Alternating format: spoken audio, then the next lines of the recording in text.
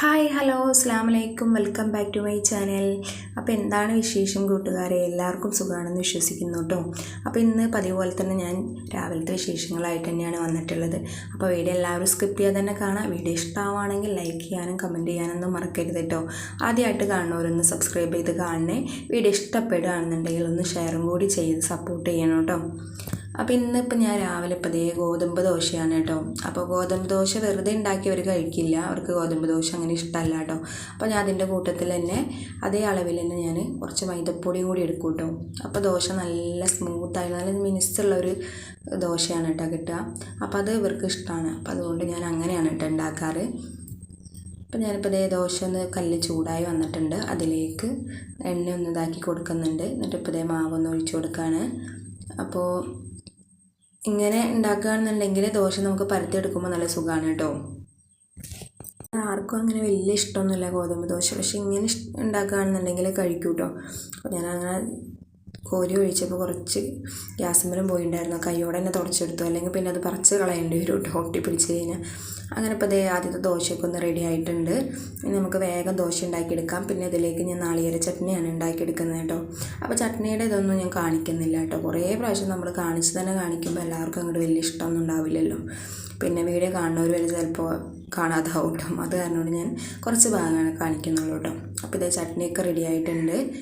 അപ്പോൾ പച്ചമുളകും നാളികേരം കൂടി അരച്ചെടുത്തതാണ് കേട്ടോ. പിന്നെ അതിന് ശേഷം ഞങ്ങളിപ്പോൾ കുളിയൊക്കെ കഴിഞ്ഞതിപ്പോൾ ഇന്ന് 3 ഇഞ്ചക്ഷൻ ഉണ്ട് കേട്ടോ. സുഡാപ്പിക്ക് 5 വയസ്സിൻ്റെ ഇഞ്ചക്ഷനാണ്. ഇപ്പോൾ ആൾ ചിരിച്ചിട്ടൊക്കെയാണ് പോണത്. ഇനി വരുമ്പോൾ എന്തായിരിക്കും അറിയില്ല കേട്ടോ. വേദന ഉണ്ടാവുമോ എന്നൊക്കെ ചോദിച്ചിട്ടാണ് കേട്ടോ പോകുന്നത്. അപ്പം ഞാനും പാത്തോസും കൂടിയാണ് സുഡാപ്പിനെ കൊണ്ടുപോകുന്നത്. പിന്നെ പാത്തോസിന് ഇതുണ്ടായിരുന്നു, വൈറ്റമിൻ്റെയും കൊടുക്കാനുണ്ടായിരുന്നു കേട്ടോ. അപ്പോൾ ഇവിടെ വന്നപ്പോൾ കുറച്ച് പേരെ ഉണ്ടായിരുന്നുള്ളൂ കേട്ടോ. അവരാണെങ്കിൽ എത്തിയിട്ടും ഉണ്ടായിരുന്നില്ല. അപ്പോൾ അങ്ങനെ കുറച്ച് നേരമൊക്കെ അവിടെ ഇരുന്നു. അപ്പോൾ തൊടേമലാണ് ഇഞ്ചക്ഷൻ വെക്കുന്നതെന്ന് പറഞ്ഞിട്ടുണ്ടായിരുന്നു. അപ്പോൾ ഞാൻ സുഡാപ്പിക്ക് ജീൻസ് ഇട്ട് കൊടുത്തിട്ടുണ്ടായിരുന്നു. വേഗം പോയി ട്രൗസർ ഇട്ട് കൊടുത്തിട്ട് വന്നു കേട്ടോ. അപ്പോഴേക്കും ഇവരൊക്കെ വന്നു. അങ്ങനെ മരുന്ന് കൊടുത്തു. ഇഞ്ചക്ഷൻ കൊടുക്കുന്നത് ഞാൻ എടുത്തില്ല കേട്ടോ. പിന്നെ അതൊക്കെ കഴിഞ്ഞപ്പോൾ ഞങ്ങൾ പുറത്ത് വന്നിരിക്കും. അപ്പോൾ സുഡാപ്പിയുടെ മുഖമൊക്കെ ഒന്ന് മാറിയിട്ടുണ്ട് കേട്ടോ. കരഞ്ഞൊന്നുമില്ല കേട്ടോ ആൾ. ആദ്യം കരയാനൊക്കെ വന്നിരുന്നു, പക്ഷേ അവിടുത്തെ ചേച്ചി അവനെ കെട്ടിപ്പിടിച്ചിരുന്ന് സോപ്പിട്ട് അങ്ങനെ ഇഞ്ചക്ഷനൊക്കെ വെച്ചു കേട്ടോ. ഇത് സുഡാപ്പിയുടെ ക്ലാസ്സിലുള്ള കുട്ടി തന്നെയാണ് കേട്ടോ. ആൾക്കും 5 വയസ്സിൻ്റെ ഇഞ്ചക്ഷൻ ഉണ്ട്. ആളെടുക്കാവുന്ന. അപ്പോൾ പാത്തോസും ആൾ ഭയങ്കര കളിയിലാണ് കേട്ടോ. പക്ഷേ സുഡാപ്പി ഒരു സൈഡിൽ ഒതുങ്ങിയിരിക്കുകയാണ് കേട്ടോ. സങ്കടം വന്നിട്ടാണ് കേട്ടോ. പിന്നെ അങ്ങനെ ഇഞ്ചക്ഷനൊക്കെ വെച്ച് കഴിഞ്ഞ് അങ്ങനെ ഞങ്ങളിത് വീട്ടിലേക്ക് വന്നു. അരമണിക്കൂർ അവിടെ ഇരിക്കാൻ പറഞ്ഞിട്ടുണ്ടായിരുന്നു കേട്ടോ. പിന്നെ ആൾക്ക് കുഴപ്പമൊന്നും ഉണ്ടായിരുന്നില്ല. ഞാൻ സൈക്കിൾ ചവിട്ടാൻ പോകാമെന്ന് പറഞ്ഞ് അങ്ങനെ കളിക്കാൻ ഇറങ്ങാൻ നിൽക്കാം കേട്ടോ. അപ്പോൾ ഇന്ന് ഇക്കാക്കും സ്കൂളിൽ പോയിട്ടില്ല. ഇങ്ങനെ കളിക്കണം എന്നുണ്ടെങ്കിൽ ആരും കളിക്കുള്ളൂ, അല്ലെങ്കിൽ ഒതുങ്ങിയിരിക്കും. പിന്നെ വൈകുന്നേരം ആകുമ്പോഴേക്കും കാല് വേദന പോകും. അപ്പോൾ ഡോക്ടർ പറഞ്ഞിട്ടുണ്ടായിരുന്നു കഞ്ഞി കൊടുത്തതിന് ശേഷം വേഗം മരുന്ന് കൊടുക്കാൻ പറഞ്ഞിട്ടുണ്ട് കേട്ടോ. വന്ന ഉടനെ തന്നെ മരുന്ന് ഒരു ഗുളിക കൊടുക്കാൻ പറഞ്ഞിട്ട്. അപ്പോൾ അങ്ങനെ ഗുളികയൊക്കെ കൊടുത്ത് അങ്ങനെ ആളവിടെ ഇരിക്കുന്നുണ്ട്. അപ്പോൾ ഞാൻ ചോറൊക്കെ റെഡിയാക്കിയിട്ടുണ്ട്. അപ്പോൾ കഞ്ഞി ഞാൻ അതിന് അവന് ആദ്യം കുറച്ചെടുത്ത് മാറ്റി വെച്ചതാണ് കേട്ടോ. പിന്നെ അത് ചോറൊന്ന് വാർത്തെടുക്കട്ടെ. പിന്നെ ഇന്ന് കറി എന്ന് പറയുന്നുണ്ടെങ്കിൽ മുതിരക്കറിയാണ് കേട്ടോ ഉണ്ടാക്കുന്നത്. അപ്പോൾ മാന്തളിൽ ഞാൻ കുറച്ച് മിളകൊക്കെ പരട്ടിയോടെ വെച്ചിട്ടുണ്ട്. ഉണക്ക മാന്തളാണ് കേട്ടോ. അപ്പോൾ നമ്മൾ പരിപ്പ് കുത്തി കാച്ചുന്ന പോലെ തന്നെയാണ് കേട്ടോ. മുതിരയും കുത്തി കാച്ചി എടുത്തിട്ടുണ്ട്. അപ്പോൾ അത് ഇവിടെ ഒന്ന് തിളപ്പിച്ചതിന് ശേഷം അത് അങ്ങോട്ട് ഒന്ന് ഇറക്കി വയ്ക്കാം. അപ്പോൾ അപ്പുറത്തെ അടുപ്പിലേക്ക് ഞാനതൊന്ന് ഇറക്കി വെച്ചിട്ടുണ്ട്. എന്നിട്ട് ഇവിടെ മാന്തൾ വറുത്തെടുക്കാനാണ് കേട്ടോ. അപ്പോൾ മാന്തൾ ഞാൻ കുറച്ച് മുളക് പൊടി മാത്രമേ ചേർത്ത് കൊടുത്തിട്ടുള്ളൂ കേട്ടോ. മാന്തൾ ഒന്ന് വറുത്തെടുക്കണം. അപ്പം ഇന്നിപ്പോൾ വേറെ പണികളൊന്നും നടക്കില്ല കേട്ടോ. സുഡാപ്പിയുടെ അടുത്ത് തന്നെ ഇരിക്കേണ്ടി വരും. കുറച്ച് നേരം ഒന്ന് കളിക്കട്ടെ എന്ന് പറഞ്ഞിട്ട് അങ്ങോട്ട് ഇറങ്ങിയിട്ടുണ്ട്. എപ്പോഴാണ് വേദന തുടങ്ങാമെന്നറിയില്ല. അപ്പോൾ പിന്നെ ഇവിടെ വന്ന് സൈഡിലിരിക്കും കേട്ടോ. പിന്നെ മൂന്ന് ട്യൂഷൻ കഴിഞ്ഞ് വന്നപ്പോൾ അവിടെ കുറേ 10 മണി നിൽക്കുന്നുണ്ടായിരുന്നു കേട്ടോ. അപ്പോൾ അവനെ കൊണ്ടുവന്നാക്കാൻ പോകുമ്പോൾ ഞാൻ ചോദിക്കണം എന്ന് വിചാരിച്ചതായിരുന്നു.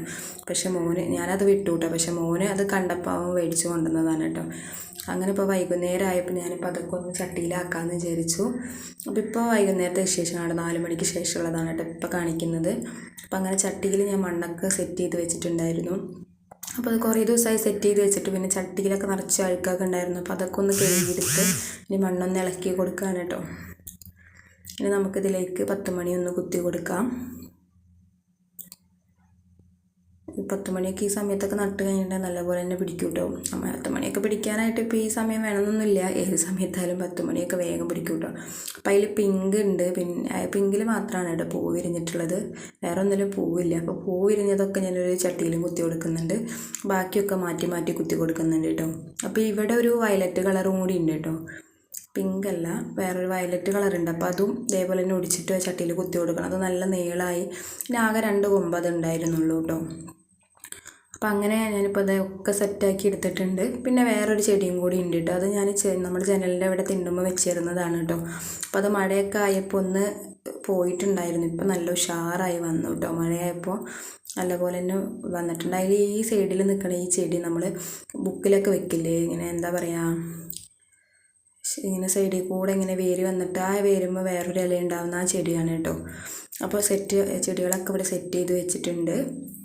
അപ്പോഴേക്ക് നല്ല മഴ വന്നു കേട്ടോ. അപ്പോൾ ഞാൻ ഇനി അപ്പുറത്തേക്ക് കൊണ്ടുവന്ന് വെക്കുമ്പോഴേക്കും ആകെ മഴ നനയും. അപ്പോൾ ഈ സൈഡിൽ തന്നെ കയറ്റി വെച്ച് നാളെ എടുത്ത് വെക്കാമല്ലോ എന്ന് വിചാരിച്ചിട്ട്. പിന്നെ അതിൻ്റെ ശേഷം ഇതേ സുഡാപ്പിക്ക് ഇപ്പോൾ 6 മണിയാകുമ്പോൾ മരുന്ന് കൊടുക്കണം. 6 മണിക്കൂറാണ് കേട്ടോ. അപ്പോൾ ഇവന് ഇപ്പോൾ വേറെ ഒന്നും വേണ്ടാന്ന്, അപ്പോൾ റസ്ക്കും ചായയും കൂടി കൊടുത്തിട്ടുണ്ട്. അതും കൂടി കഴിഞ്ഞിട്ട് മരുന്ന് കൊടുക്കാമെന്ന് വിചാരിച്ചിട്ട് പാത്തൂസിന് ഇതിപ്പോൾ ചായ കൊടുത്ത് ഇരുത്തിയിട്ടുണ്ട് കേട്ടോ. നല്ല പനിയുണ്ട് കേട്ടോ ആൾക്ക്.